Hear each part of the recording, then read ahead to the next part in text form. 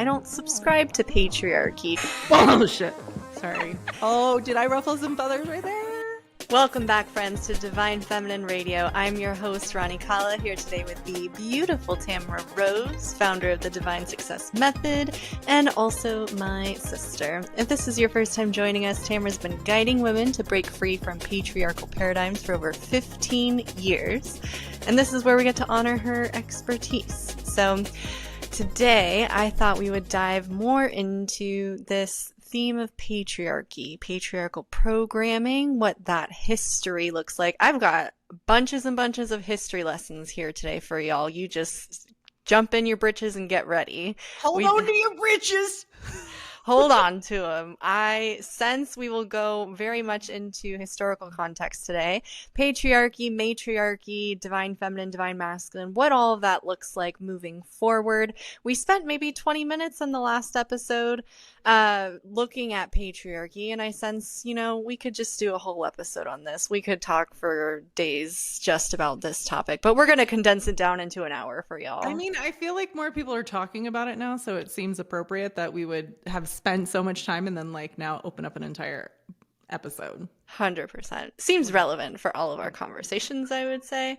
But Tamara, before I go into my history lesson, if you will, what would you say you know about patriarchy and its origins? I really honestly feel like it started with the Catholic Church. Literally, every time somebody's like, why is it that way? Where did it come from? And I'm like, I think it's the Catholic Church. I think it was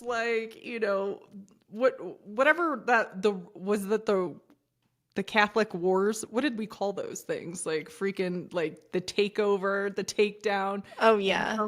Roman Empire and I think that's really where it started. I think it was how did you form this religion that everybody had to follow? And literally everything. So shame, war, women, suppression, guilt, everything, right? Just, really, when we're looking at the foundations of patriarchy, I always go back there. What did you find?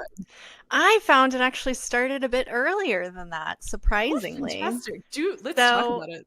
The religious codification started in about 500 BCE. And even before that, I believe it was in 10,000 BCE, was around the agricultural revolution. That was the turning point where private property started to emerge and the land ownership started to concentrate into male hands, and women's contributions became less visible. So before the agricultural revolution, there was hunter-gatherer societies, there was more egalitarianism, and then once land ownership came around, that's when men became more in charge. When you could own land, you shall own a woman and own slaves and own that makes sense. The shift of we're free, we roam the earth, we kind of that tracks. I could get that. So it was the agricultural revolution, moving into the Bronze Age, where there were Mesopotamian civilizations establishing male hierarchies, like in Egypt. Egypt as an exception, where there were women pharaohs and women had property rights, but all other civilizations starting to establish male hierarchies. Then moving into Greek democracies, the expansion of opportunity for men and the contraction for women, Roman law, and then moving into the religious codification. Well, there you have it. Yeah, it's been around even before the Catholic Church. I feel like the Catholic Church really put the nail in the coffin, though. Yeah, it really solidified it, especially with the Catholic religion, male-only priesthood, God is a man, Jesus Christ, Son of Man, Adam and Eve narrative, all of that really. The most ridiculous narrative we've ever heard. Most ridiculousness, yeah. So what do you sense it was about settling down and owning land that really shifted the power dynamic so dramatically? Again, I don't know if it was shifting. I think it was a takeover. It feels more like a hostile takeover. I don't know if it was shifting, right? If I sense into the energy, It's not like women are like, oh yeah, you should be in charge. I feel like it was no woman ever is like, Yeah. oh, you're smarter than me, you should be in charge. We were just like, we couldn't have education.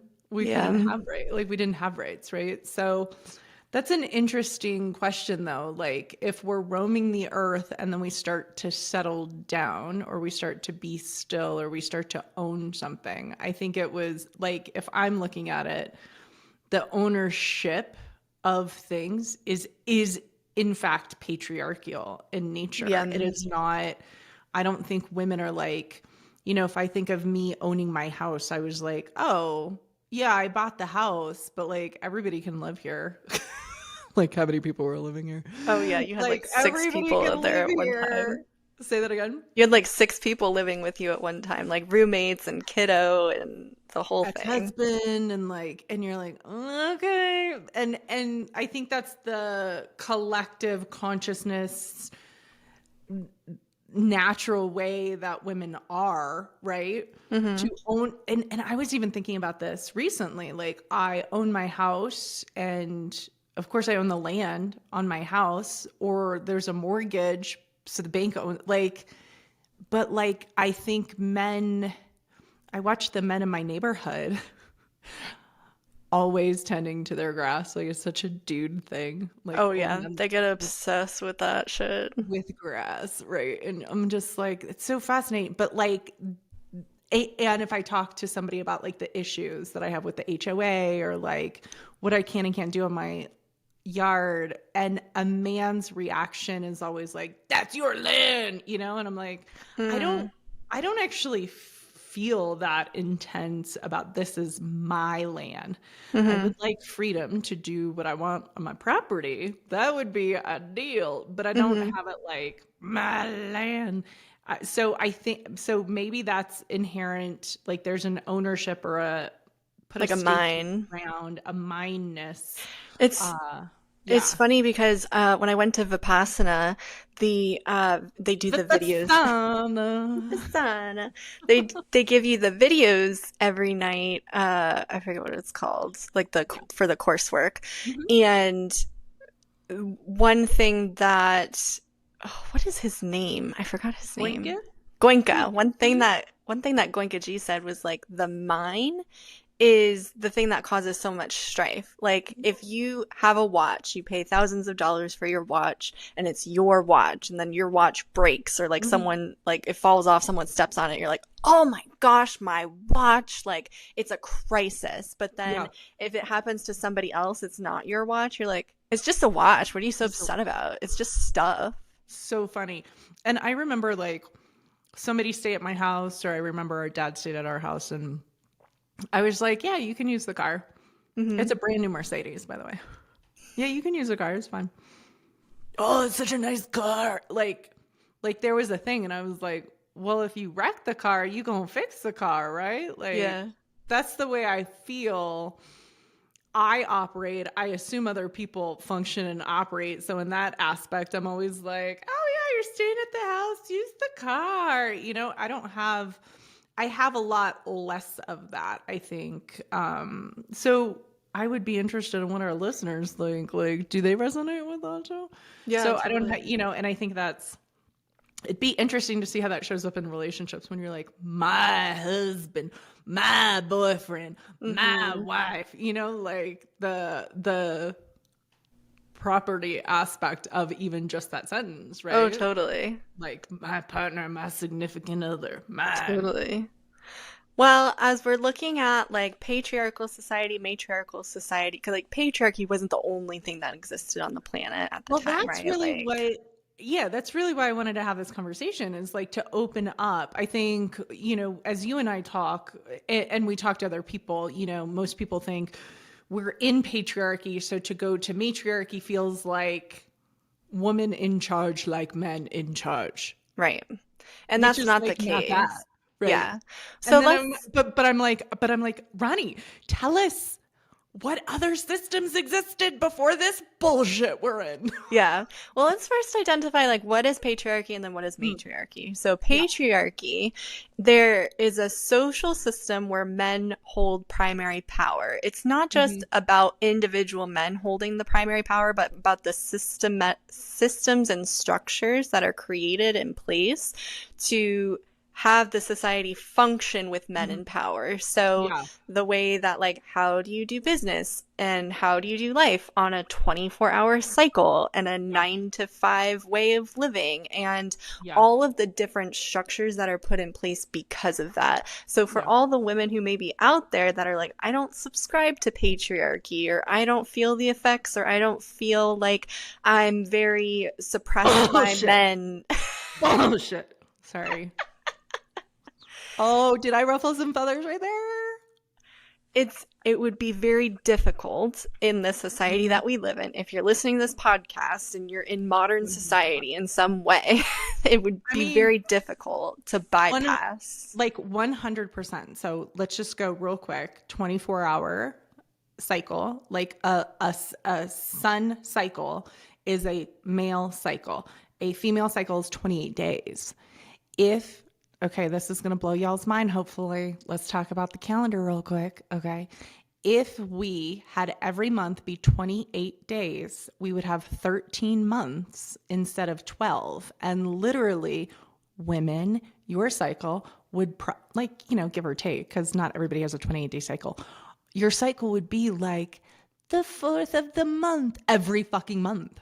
Do you know what I mean? And like, it wouldn't be this like weird thing because we would be on the lunar cycle. And how many traditional religions follow a lunar calendar? Like the Chinese New Year is following lunar calendar, like Jewish customs and traditions are following a lunar calendar. And so, oh, I didn't know that actually. Yeah. So you go like from sun, they actually start at sundown. A lot of like traditions and celebrations will start at sundown. And you go, oh, you mean when the sun is gone and the moon rises? That's so female. So yeah, so it would be simplified. Yeah. But we took that out and we have 365 days and we need a fucking leap year, and some are 28 and some are 30 and some are 31. Talk about men really making like some fucking crazy, like you made some shit harder. And like, it could have been so simple. You know the months that go like August, September, October, November, December. So September is the 9th month, but sept means 7. And then October is the 10th month, but oct means 8. It's because was it Julius Caesar in July? He had to have a month in there. Just go on a fucking tangent about that calendar. I am on fire about it, right? But yes, this is exactly it. It's patriarchal systems that are created when men are in charge, and this is what happens when you put men in charge. Yeah. So weird. So weird. So weird. It could be so simple. Yeah. So like for everybody listening, if you were a big fan of like, let's not change, what is it? Spring forward, fall back. Yeah. Daylight savings. Daylight savings. This is the same fucking logic. Same logic. We could just simplify it, make it 13 months, change it up. But back to the point about patriarchal systems and structures, like if you're a woman and you say, I don't subscribe to that, it would be very difficult in today's day and age to just be not oblivious, but like completely free of all of those different limitations and the way that they exist in society and structures. Like, would you have any other examples of how that exists in today's day and age? I mean, women, when you're in your office and you're freezing your ass off, that's because the fucking thermostat isn't set to women. How many women are in the office working that are freezing their asses off? Like, it's set to a male standard. What we're finding out about menopause just within the last, I would say 2 years, because women's bodies were never studied. How many like car crashes and car crash dummies? See, I know we vibe, right? Car crash dummies were based off of men's bodies. So you go, okay, all of the seatbelts and safety features are based off of a male body, not a female body. you're existing in a framework where like women aren't represented and men are the go-to. And so then you're like fucked. Like the way that I would put it too is like you're a lefty in a right-hand world. You're not like totally fucked. You just have to like, you're constantly readjusting for something that wasn't built for you, where men aren't constantly readjusting because it was built for them, right?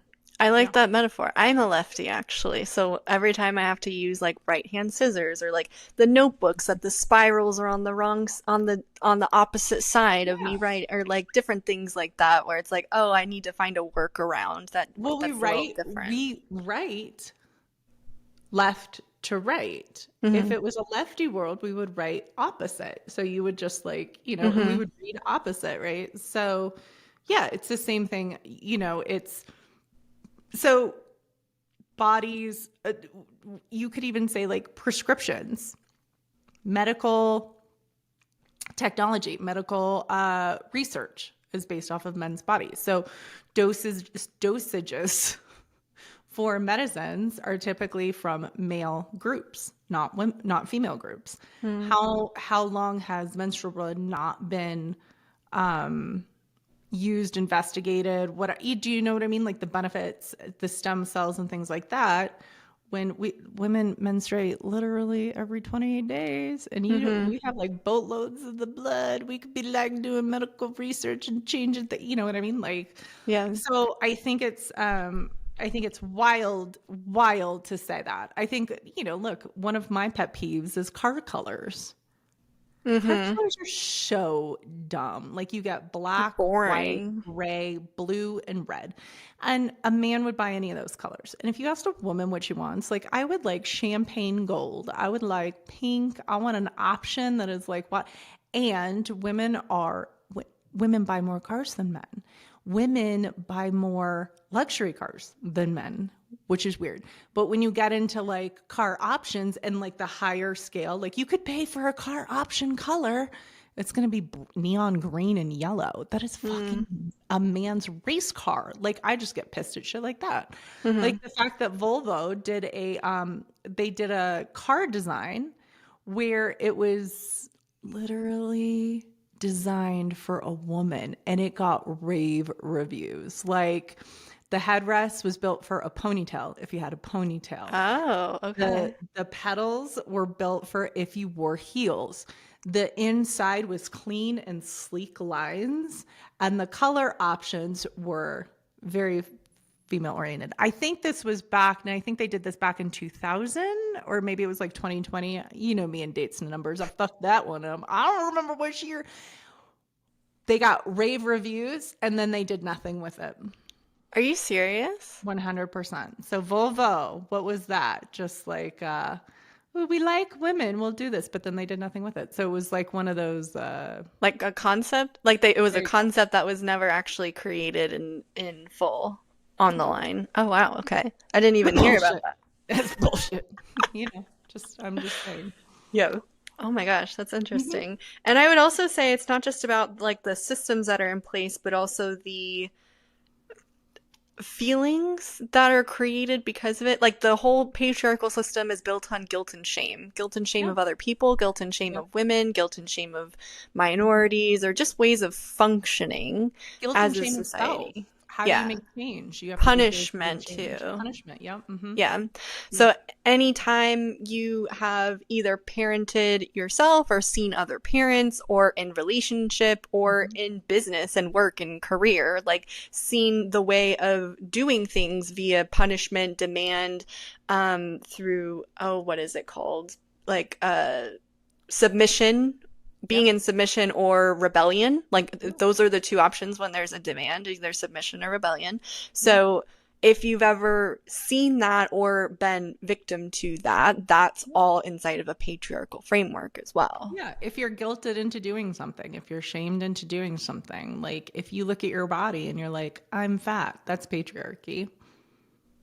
Like in a matriarchal society, you're beautiful and you have curves and you fucking make life. Like that's what matriarchy would point to. Patriarchy is like, oh, your boobs aren't big enough and your waist isn't small enough. And like that's the ideal standard for a body. So body, if you have body issues, body dysmorphia, if you have an eating disorder, those are all based off of a male gaze, not a female gaze, right? And so those 100%. two patriarchal issues. 100%. So then let's talk a bit about matriarchy. Like matriarchy, there's Let's talk about the thing we don't know much about. That sounds fantastic. Let's fucking unpack that. And really, but like, I think that's the thing. Because, you know, we work with the divine feminine and we're like talking about matriarchy and we're like activating the divine feminine with clients. And then you go like, the one thing is like we have a taste of divine feminine. We don't actually know fully what a matriarchy would create, but we have a taste of like divine feminine. Yeah. So, like, well, I have some examples today. We'll get into that, but let's get into it then. Well, let's start with the definition, because matriarchy is not just putting a woman in charge of the same patriarchy and leadership. It is a completely different way of society functioning as a whole. But I think that's like really important, like for people to breathe that in, like establish and breathe it in, take a moment, because that's what because that's what men are afraid of. Yeah. That they're not going to be in charge anymore. They're not going to be loved or celebrated or like part of the thing anymore. Women are going to tell them what to do. Women are going to like shame them. They're going to be guilted, you know, like how their mothers treated them in a patriarchal system is what they're afraid would happen in a matriarchal system. It's like women would be in charge and they would just feel guilt and shame from women all the time. And you're like, no, but like, that's the fucked up side. That's not what it could be. That's not what we're pulling for here. Totally.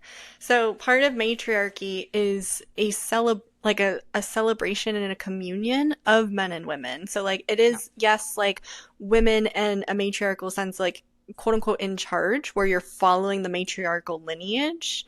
And like the women are the head of the family, not necessarily the men the head of the family. But there are aspects where it's more communal. And women are at the head of the family. That's kind of already like... That's kind of what it is right now, but not in the sense that women are honored as that, right? 100%. Go ahead. Sorry, go ahead. And so inside of the framework, there's like community, there's the collective, there's support of everyone and everyone's needs getting met. Right now in a patriarchal framework, there's like either my needs get met or your needs get met. And women especially, there's a lot of giving. There's a lot of taking care of everyone else, the kids, the business, the people, the husband, the spouse, whatever. And there's a lot of energy going outward, not a lot of energy going inward. So inside of the matriarchal framework, there's energy going inward to like the mother, to the woman, to the person, so that everyone else around can also thrive. Right. So, and let's expand that just a little bit, right? So in current society, if men are the center, right? So patriarchy is like centering of men. So like it's, if we look at sexual assault, right? The focus is, well, how is that going? Like, how is that going to affect his future? Men are at the center, not, oh, we should protect our women. Right. And so the focus is on how does this affect men? Right. So patriarchy is male centered. How does this affect men? Women have been trained to look at and go, how does this affect men? How does this affect my dad? How does this affect my spouse? How does this affect my partner? And then tend to the needs that way. What did you want to say? You have a story about what happened with Cece and then the kiddo that I have so many stories. Well, the kiddo that there was a thing with the two kids, and then the parent was afraid of how the little boy would be perceived. Yeah, I mean, if you feel comfortable sharing. The fuck do I not share? This is like the silliest question. Yeah. So for those of you who are new to the journey, I think it was probably like 3 months ago, maybe 4. And Cece said, Your 9-year-old daughter, Cece. Thank you. My 9-year-old daughter, Cecilia, came home from school and she said, now she asked me all sorts of questions. By the way, we ain't got no filters around here, so I get wrapped into some doozies. This day it was, Mom, is it okay for a brother and a sister to have sex? That was the question. And I went, and there are moments where you breathe and you strap in for a conversation. And that was like what I did. I strapped in. I was like, well, I don't think so. I don't think it's okay. I don't think it's appropriate. And like, how come you asking today? Mm-hmm. Like, what spurred that? She said, well, so-and-so, one of her besties, said that she had sex with her brother. And her bestie was in 3rd grade with Cece, and her brother is in 5th grade. And I went, no, I don't think that that's gonna be okay, And I didn't I asked a few more questions. I didn't press. I just kind of let her explore that conversation with me of like what is okay and what's not okay, and like your body, your right, knows the full sentence. We go into some of those things, and then we move on. And I try not to make too many things a big deal for Cece. I work with too many people where we have traumatic instances happening all the time, with our people. So try not to make it a big deal, and also ensuring that she continues to tell me things, right? So if you make it a big deal and you're like, and she feels like she outed her friend, she ain't talking to me anymore. So I closed that chapter with her. We complete that conversation. Then I called her dad right away when I had a moment. He said, oh yeah, she mentioned something about that a few weeks ago. And that was the moment my head spun. I was like, Jigga what? And he's like, well, I'm not sure if it's true. And I was like, I don't think that is for you to decide. Like, I don't know where you became judge and jury of like, is something true or is something not true? And I think what I'm more interested in is what are we doing about it? Yeah. So we have information, and what are we doing about it? And I'm very much an advocate, and I'm fierce about kids. I'm fierce about sexual assault, right? And for those of you who don't know my background, my brother molested me when I was a kid, and I've been sexually assaulted multiple times. Mind you, they were all with white men. Isn't that like a weird thing to think about? I thought about that the other day. I was like, they are all white men. The fact that I am not shooting up places where my white men exist is a affirmation to matriarchy and love and compassion and not putting everybody in the same group. Anywho, I digress. But he said, oh yeah, she said that, but I wasn't sure if it was true. And I went, look, I'm not going to regulate if my kid's telling the truth or not. I'm not going to regulate if, first of all, my kid don't lie. Because she talk about everything. Okay, she's not lying. The neighbor kid, I don't know if she's lying or not. But you know what I'm going to err on? I'm going to err on the safe side. And I found a number. It was called Safe to Tell, which is the local county place. I know it's like ironic. What happened next? Seemed like that was a lie, but we'll see about what that. happened next does not actually align with their slogan and motto. It in fact was not safe to tell them anything. Fuck, it was not. So I called them up. I kind of gave them the scenario, the situation. I said, look, my daughter has had another instance with this boy, and I'm pretty good at getting an energetic read on things. And I'm like, there's something going on there. Okay. Did what her little friends say happen? I don't know.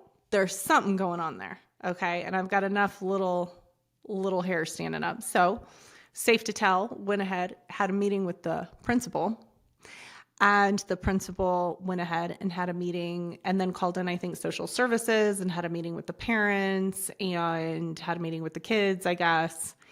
And in the process, her little friend's mom knows now that it was me that reported this particular incident, and that backlash became tenfold. And it wasn't just that friend, it was another friend that they were talking to. And the conversation from these moms, and this is how you know you're in a patriarchy, okay?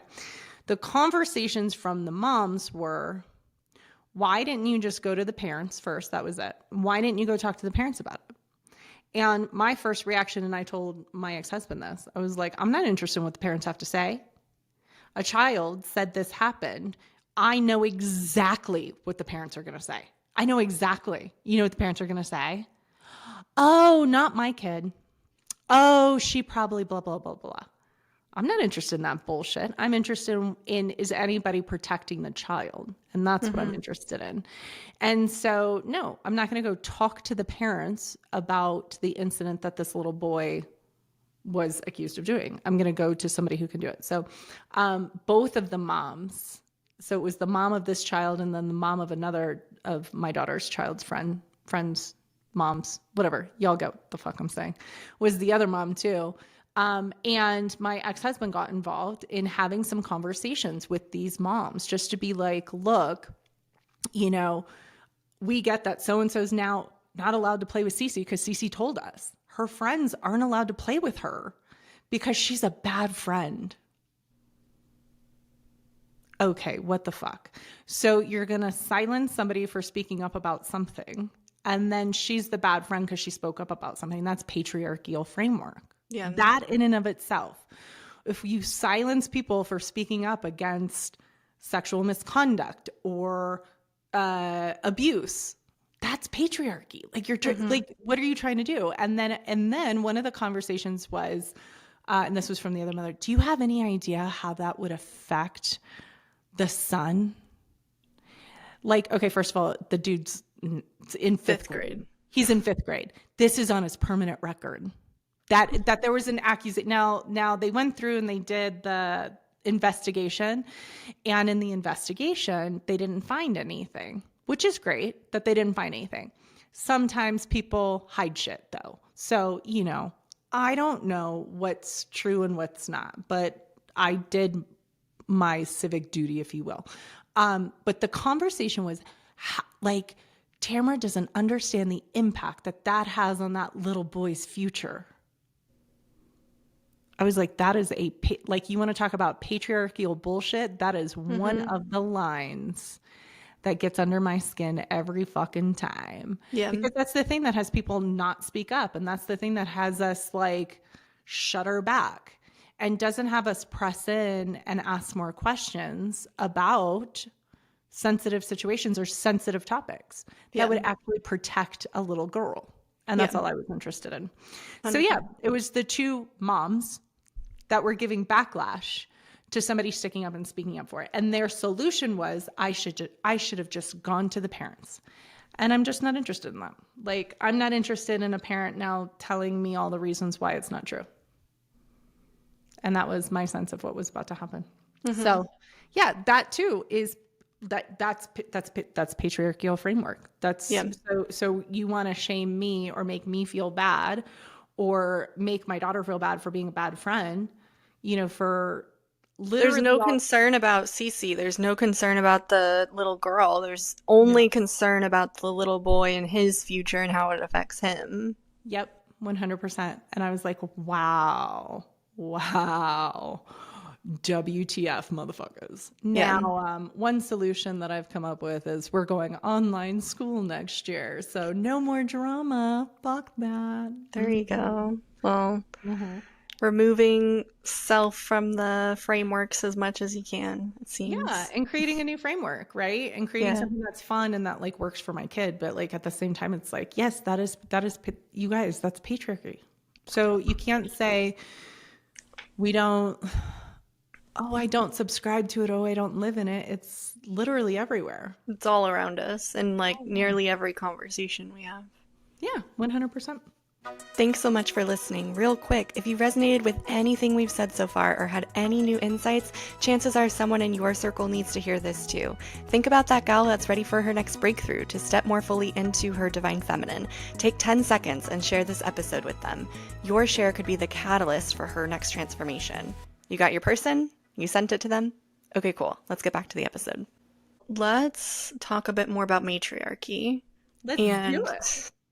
How that looks different. So again, matriarchy is more about like the collective and the Mhm. collaboration and the heart-centeredness Mhm. of how a society functions. There's more community. Mhm. There's more everyone's needs getting met. There's more, um, But let's look at why, yeah. right? So if we look at why, so if you're female and you're listening to this, you probably have a concern for your family, your community, your collective. You jump in, you're an advocate. You like how many women they have nothing to do and they volunteer, for causes that they care about. If I'm on the, like when I was on the PTA, there wasn't a man in the PTA in the room, right? I was gonna say when I did Vipassana at the end of the 10 days when you can talk to everybody again and Yeah. you're like cleaning up for the next round of people that come in, they're For like, those of oh, you who don't know what Vipassana is, we'll put a link to one of the other shows and where we podcasts talk on more this. about it, We'll but talk about that. it's a 10-day silent meditation retreat. There you go. So And when you could talk after 10 days. when you can talk, yes. So, and you're separated men and women for 10 days as well. But at the end, when they're asking everyone, okay, like, you don't pay for this either. It's all Mhm. like free center, free food, free everything. It's all paid for by the course Yeah. structures. So at the end, they're like, oh, will you help us set up for the next students that come in with the kitchen and the laundry and cleaning up spaces, like all that. So like they're giving out lists of like things to check off to groups to like help volunteer to like Mhm. clean up the thing. Mostly women were Yeah. like, when they were like, okay, who wants to take on this list with the laundry room? There's like 10 women that like raise their hands. And then they ask the men like, okay, what about you guys? And there's like one or two maybe that raise their You're like, hand, if "Okay." any. Yeah. Yeah. And that's so I think women, and this could be how we were trained in the patriarchal framework, or it may be our nature. So I don't know if it's nurture versus nature, but we're pre like we're positioned, predisposed. I don't know, Mm-hmm. something appropriate. So like we just think inherently about how what we're doing is affecting other people. Mm-hmm. And so like even if you look at like recycling, like I remember meeting my ex-husband. He was like recycling. And you're like, I'm like, the fucking earth, we gotta recycle. Like, what are you talking about? Mm-hmm. And so there's this thinking. So I don't know if it's like, but there's a collective thinking. And that's the thing that I think in a patriarchal structure, it's more like me and mine and centered. When we shift out of that, we go into matriarchy. What would it look like for a collective of people, men and women, in that structure, to continually think about the collective and the effects on everything, right? Mm-hmm. So funny. 100%. All I can think of is Yellowstone in my cowboy watching movies, and I'm like, maybe the cowboys are in a matriarchal structure more so than anything. Maybe. And the other thing I was thinking about when I go back to like in a classroom when teachers need the kids to like pick up the chairs and like stack the chairs.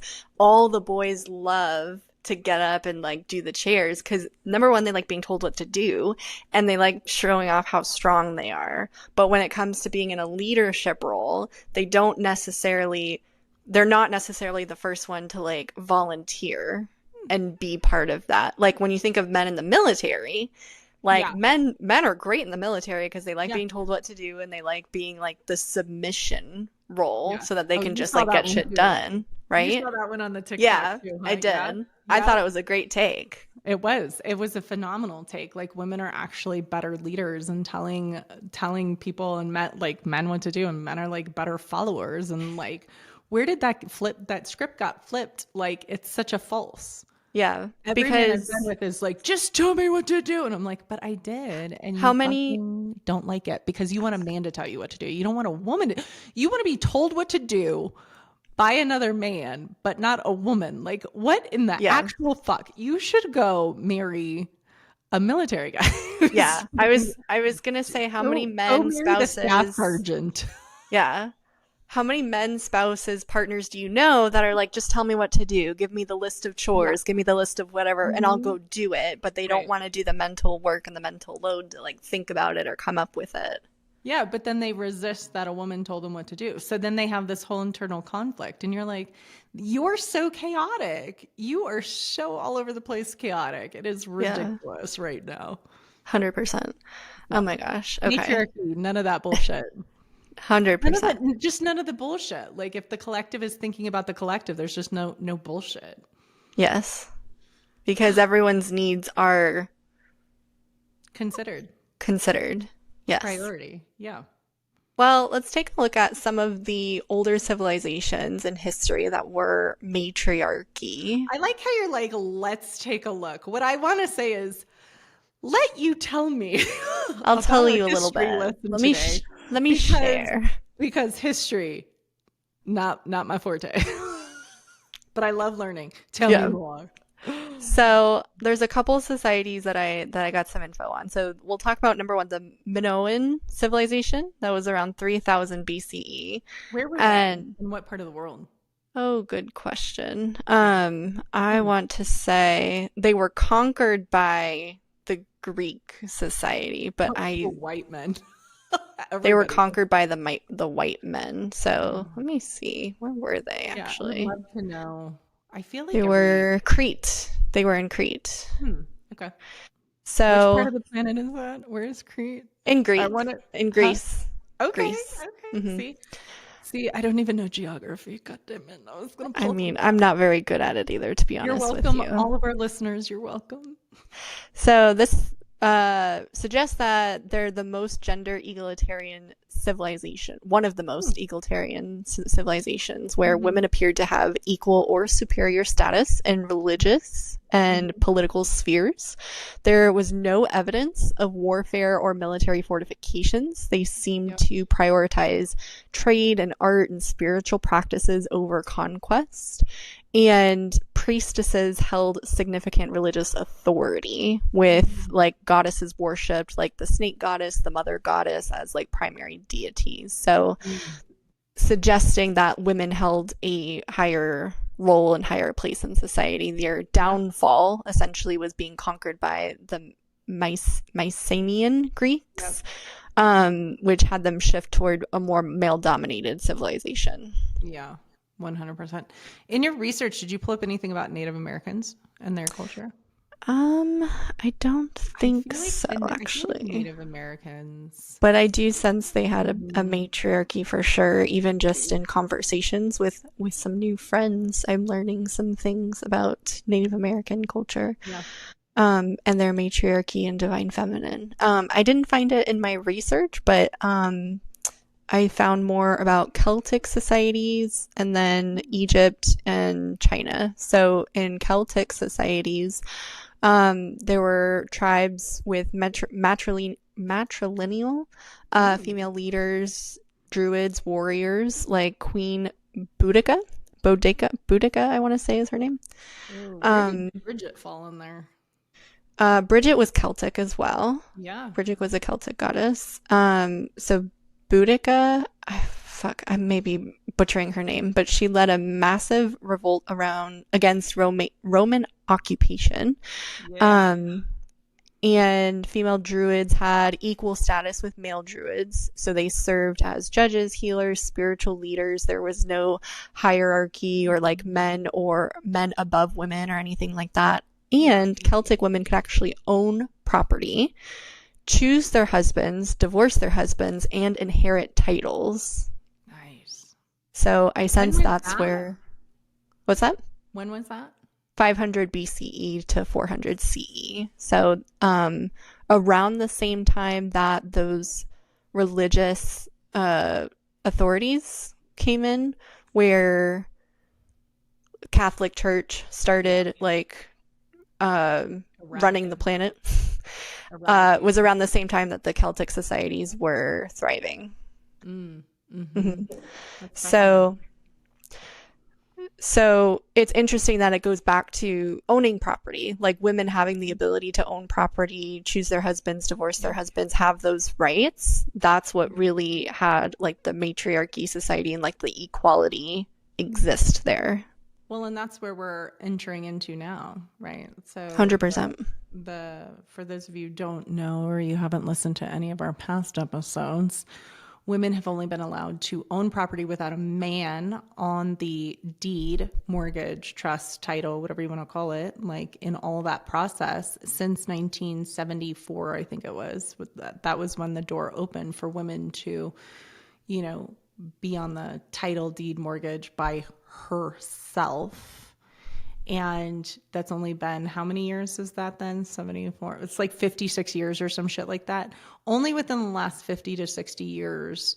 And now women are out owning men when it comes to land, and we have more freedom. So, you know, the advancement of women. So when women are like, I don't subscribe to like, or they're like, oh, we don't need more feminists or feminism activists or whatever, then you're like, great, then fucking don't go own land, don't have your own credit card, and make sure that your husband is on your bank account, bitch. Because like that's what feminism has actually provided us. And so with the freedom, it's kind of like women have outperformed men for, you know, that could be for a multitude of reasons. But with that newfound freedom, we're like, well, we don't have to have babies, and we don't need to have a man sign on, and we don't have to have these things. And so now you have the divine feminine rising up, you know, based on this newfound freedom. 100%. And we're outperforming men who had the same rights for over 10,000 years. Yeah, I mean, that also goes to the male loneliness epidemic. It goes to like men getting real comfortable and lazy. We're just tying in all our past episodes. Like, they have like entitlement issues. Yeah, go look up all of our past episodes. You'll get like Ronnie, just tag them below. You're like, yeah, loneliness epidemic. Here we go. Entitlement issues. Yeah. So it's like it's like the complacency. And so maybe at one point, maybe one time women will get complacent. Maybe not. You know what I mean? We've got a lot of fire under our bellies. 100%. Yeah. 100%. Yeah. So then with the Celtic culture, the downfall, if you will, was when they were absorbed into Roman and Christian patriarchal systems. Surprise, surprise. Absorbed. About like Celtic culture, and you're like, it was absorbed. Those were some redheadeds that were fighting some shit. So don't fucking tell me that it was just like. Well, know that the winner of history is the one that writes all the history books. So they tend to make it sound nicer than it actually was. Exactly my point. And then I will say with Egypt, while they weren't fully matriarchal, they had unusual gender equality with female pharaohs. They had legal rights for women where they could own property, run businesses, initiate divorce, serve as witnesses in court, inherit You could get a divorce? Now that's some freedom. I know, right? Yeah. Any place where you can get a divorce and abortion is like freedom. You're like, oh, women are free. You could get it. God. Not only that, they could engage in trade independently. They could engage in trade without a man or a husband, which is very interesting. That was Egyptian culture, and Jesus Cristo was Egyptian. Yeah, okay. All right, I'm just saying. Was he Egyptian or was he Palestinian? Somebody comment in our comments section. Tell us. I thought he was from Palestine. I'm not a fucking history major. He was from the Middle East, but anyway. You will tell me more about history than that's something I didn't research today. Maybe we'll dive into it next week. We could talk about Jesus Cristo and Mary Magdalena in the next one. 100%. 100%. Pop your tops. Another point to Egypt, women controlled the substantial wealth. So as far as like the wealth in the economy, women were some of the primary contributors to that but you can see that happening now as well inside of like the US and on the planet. There's a lot more women who are controlling the economy. Women are set to control something like trillions of dollars in the next however many years. Like would there going to be a flip of the monetary systems, not to mention, and there'll be an increase and a rise. I know I was the breadwinner in my relationship with my ex-husband for a long while, so that will be on the rise. as well. And so that also leads to the decision making. It leads to the control of the money. It leads to like where we invest the money. It leads to where we do. And so that is also one of the foundational principles of matriarchy. Yeah. 100%. I found a couple modern examples as well, where there are modern matriarchies that exist. There is one in China that's about 40,000 people. There's one in West Sumatra. There's one in Ghana. But what I'm finding as a theme is like the family structures being different. So like the maternal uncles help raise their children rather than like biological fathers. The concept of father, mind-blowing. What? Yeah. The concept of father is like less important than like mother's brother. Yeah. Like the maternal lineage is more important than the paternal. There's no concept of like jealousy or possessiveness in relationships. Divorce doesn't exist because marriage contracts don't exist. There's just community. There's just like a communal aspect. Where was this again? This one was in Lugu Lake in southwestern China. Fascinating. So women are head of households, property, family names, inheritance is passed down through the female line.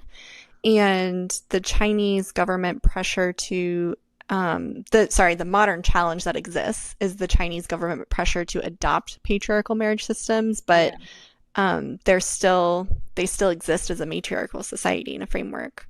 That's really fascinating. And here's one of the things that I think, our listeners as like takeaway or as like what to look for in this or like find ground or find footing.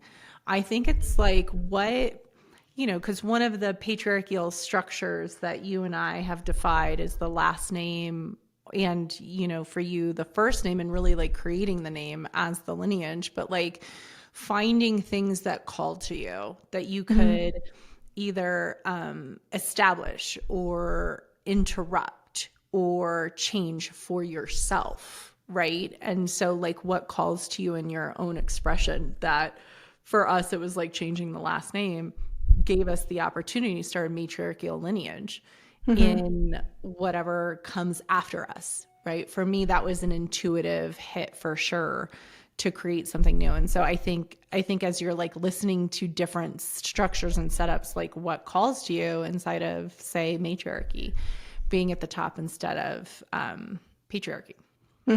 100%. Like finding those little bits and pieces for how you can start incorporating that right now and calling that in right now. Because it's not going to be an overnight change by any means. No, it's going to inch its way through. We have to deal with some shit. But like, what are you going to do in your own life that's going to inch you forward and what calls to you and what is your, what's a little like, oh yeah, that, for me, it was the last name for sure. And I love it. Like I just went to the post office today and the guy's like, here you go, Miss Rose. And I'm like, that's right. Nice. There you go. Yeah. One other thing that I'm finding inside of like the modern societies as well is like women are controlling the land, the rice fields. They're controlling the money, the property, the inheritance. Like that's so different than how it's been set up in the society that we currently live in and that we're used to. So I'm curious, like your thoughts as well, like in these matriarchal societies when women are able to control property, inheritance, money, and flows, how do you sense that changes women's relationship to money, to security, to scarcity, and like the current limitations that we have identified and existed in thus far? Oh, fuck. That's a whole episode in and of itself because this is what you got to get. Like it's money is steeped in scarcity and not enough. And that's a control factor. So patriarchy is always looking to control via shame or like shame and guilt and scarcity and not enough. Like those are all frameworks that actually aren't real. They're just not real. They're made up. I know. Come for me in the comments. Do it. But if we look at like my favorite book, The Soul of Money by Lynn Twist, right? There's more than enough. Like if you really, really get this, and I know some of you know this, but like if you really get it, we have more than enough food to feed the planet. And we have more than enough money to ensure people aren't going without. and we have more than enough housing to ensure that people aren't homeless. If the collective starts to think about the collective like you would in a matriarchal framework, the solutions would be readily available. And the finances and women being in charge of the finances would be right there. So like one of the things, I was just thinking about this story. Gosh, I haven't told anybody. Like I tell clients sometimes, but I don't think a lot of people have heard this story. So when you start playing with abundance and having more than enough, and you start living and eating and breathing from there, I want you to consider that you have the money to then forward and spend it on the things that you are pulled to forward and spend it on. Okay. So for example, I was walking through a Big Lots. Y'all, I hadn't been in Big Lots before. I didn't know what it was. It was very fun for me. I was eating my Cheetos from one aisle, looking at furniture on another aisle. I was like, what is this store? This is wild. I didn't know what it was. Okay. And so I'm having a good time. I had perused that place up and down every aisle. I was in hog heaven. And when you really start living life, you can be in hog heaven almost anywhere. And I was that day. And I went to check out, and there was a woman in front of me, and she had 2 kids with her. And she was really trying to check out, and she couldn't check out. And there was something going on. And then she ended up going to the back of the store. And I'm like, what is going on? Like, I just became really invested and like, what's going on with this lady? And I gathered she was a single mom. And then come to find out she was trying to buy beds for her children. And she couldn't get approved for whatever financing they had for whatever. And there was part of me that was like, these kids should not, like this should not be what this should not be what she's worried about, and this should not be what the kids are worried about. And kids need beds. And like, I'm a big advocate of sleep. Like, you just hit my button. Everybody needs sleep. So I just looked at the guy, and she had walked away. I go, can I pay for her beds? This is a Big Lots. Do you know how many people are just buying? You know, it's like, this is probably the most wild thing that ever happened to this guy. And he was like, ma'am, are you sure? I was like, I'm sure. But I have also just spent about 2 hours in here, and I gotta go. So like, we gotta be kind of fast about this, but I would really love, like, here's a credit card. Can we just like take care of this? Right. And like that aspect, I wasn't, again, I don't tell people about this story. This isn't like a thing. But that's like what I wanted to do with my money was ensure like these kids and this lady didn't have to stress about this. That's what I want to do with my money. And there's been other things where, you know, Cece in like kindergarten or first grade or whatever, pictures. I watched her get so excited for her school pictures. And I remember my mom loved, I don't know why, but my mom loved the school pictures, and you send them out to people, and it's like the family thing, and you get your wallets, and then you give them to other people, and you get them in the mail. And then I remember, like, both of my grandmothers have passed, and I go through their pictures, and it's all my school pictures. And I was like, there was something that connected at the moment of Cece Cece picks out outfits, you know, 2 weeks before school pictures to ensure that she has a school picture outfit. And then like, it's like a whole thing. And I just remember thinking, like, we don't live in a place like the community we live in. Some people have the money and some people don't. And I was like, so the people who don't have the money aren't going to have that same experience. And the kids aren't going to be freed up to have that same experience, potentially. And so I called the school and I said, I want to take care of all the school. I want to take care of the kids' pictures. And they were like, we don't understand. It's like, look, there are going to be some people who don't order pictures because they don't have enough money. Whoever doesn't order pictures this year, I want to pay for their school pictures. This became the biggest fucking pain in the ass issue. Like, people don't want your money. They don't know what to do. Yeah, it was like super weird. I'm like, you just figure out who didn't order pictures and you tell them to get pictures. Do I need to like, what do I need to do for this? Like, I don't even care if it's like, everybody's free. And they go, do you know how much this is going to cost? I'm like, I don't think I asked you, and nor do I think I care.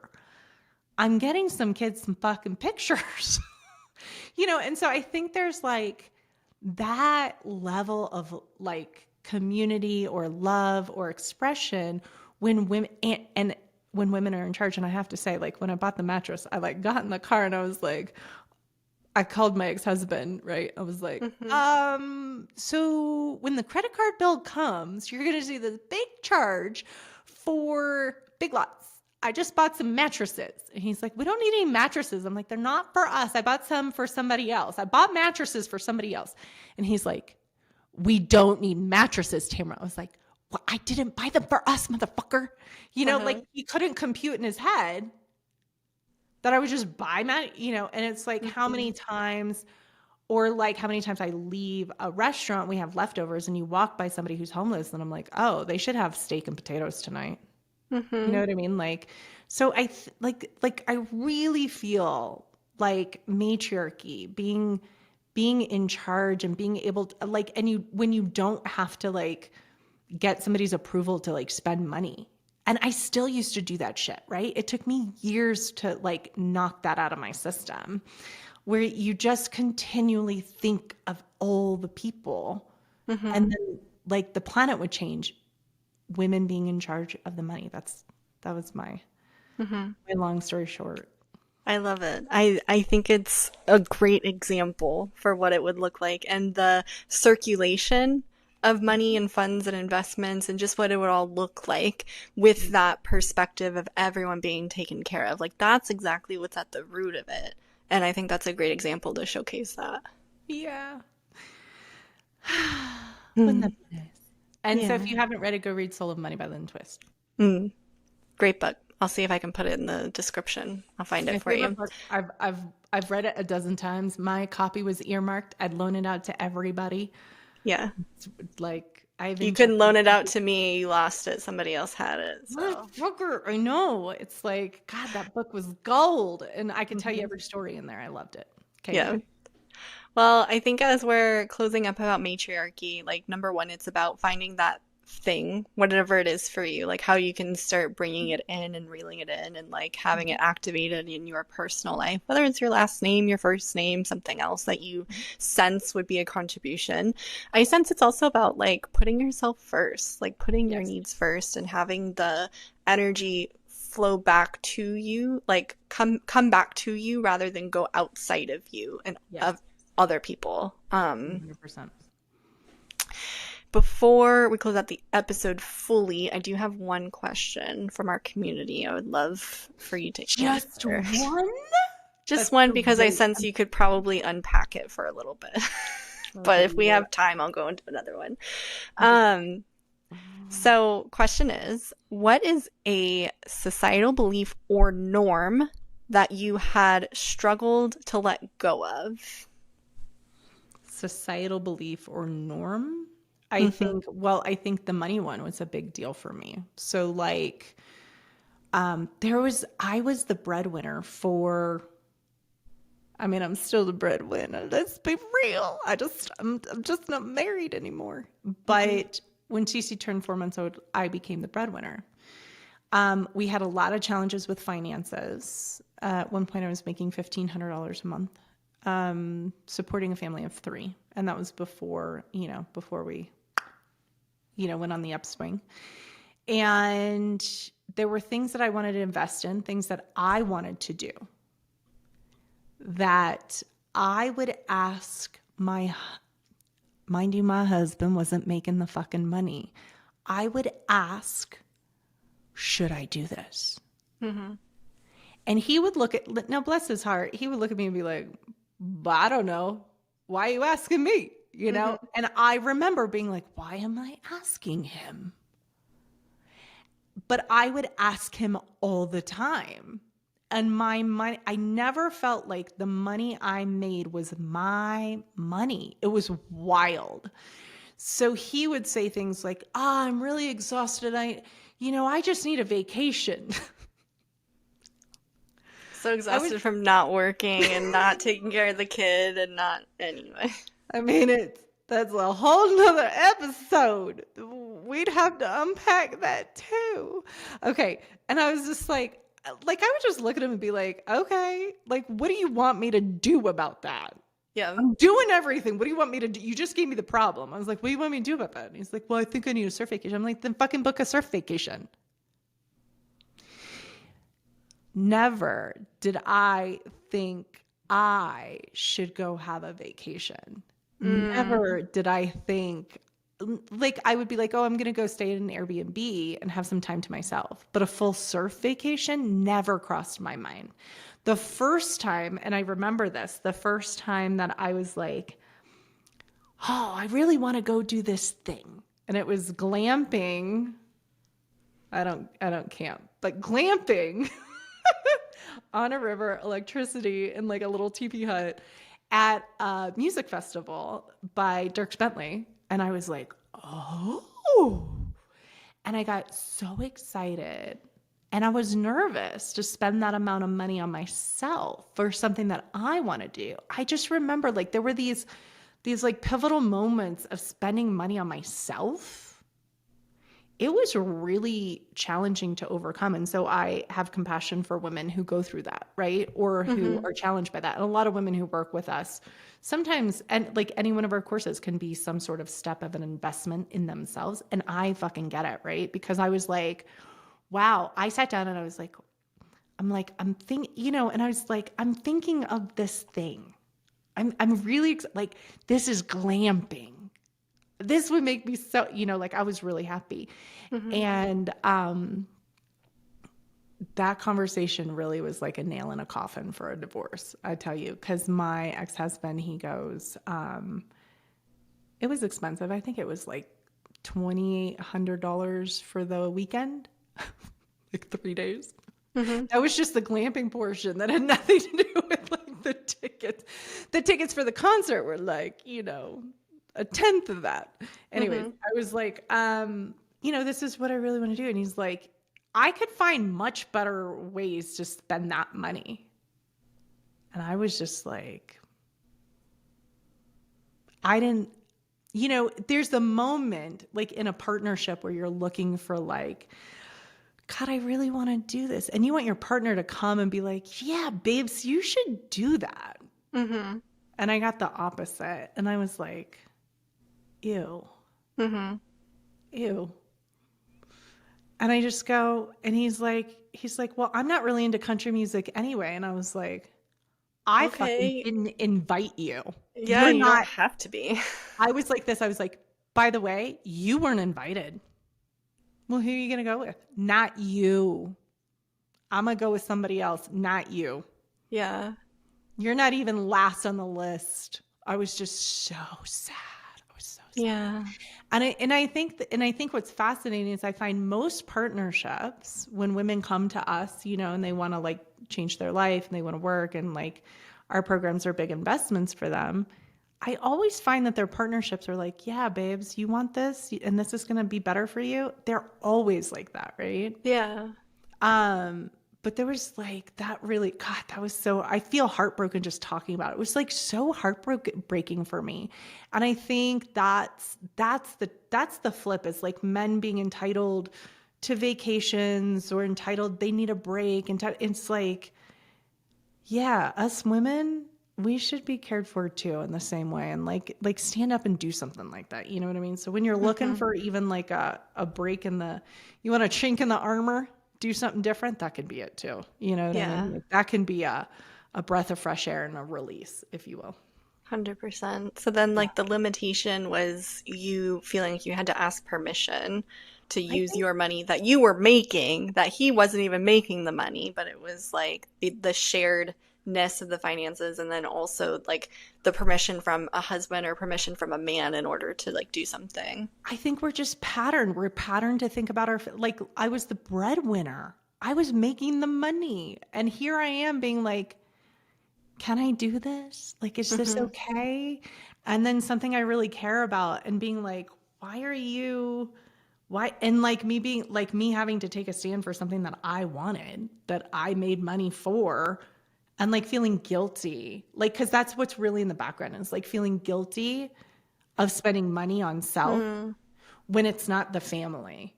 Yeah, that's what it is. Say that again.